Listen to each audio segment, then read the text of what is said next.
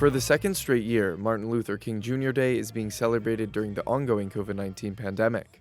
San Diegans gathered in different ways to celebrate the leader of the American Civil Rights Movement. In City Heights, the Chicano Federation hosted a day of service where the organization's CEO, Nancy Maldonado, said they beautified an art project at an affordable housing property. We chose words from Dr. Martin Luther King Jr.'s speeches, so hope, peace, words that when our residents come out, we hope that at least they can evoke some positive emotions, but also always remind them of Dr. Martin Luther King Jr. and what he stood for. Other events, like Alliance San Diego's 34th annual All People celebration, chose to forego their annual breakfast. They held their event virtually this year due to COVID-19. Isidro Ortiz, board president of Alliance San Diego, said in a written statement, "Now more than ever, we must channel the love and empathy we have felt for those touched by the pandemic into a practical and powerful recipe for systemic change."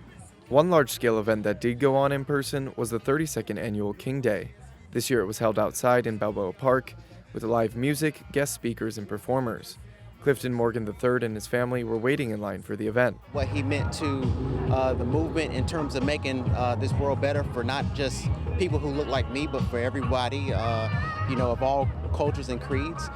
Here to celebrate that legacy and that life, and definitely here to, of course, with my family, just being able to celebrate that and pass it down to my next generation. World Beat Cultural Center founder Makeda Cheatham helped to organize the gathering. That's really important to keep the communication.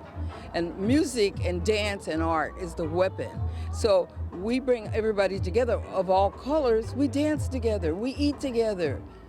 There's only one race, and that's the human race. The Balboa Park celebration also doubled as a food and clothing drive for Haitian refugees in Tijuana. Providing health, immigration, and housing equity were top priorities for many MLK Day events across the region. Jacob Aere, KPBS News.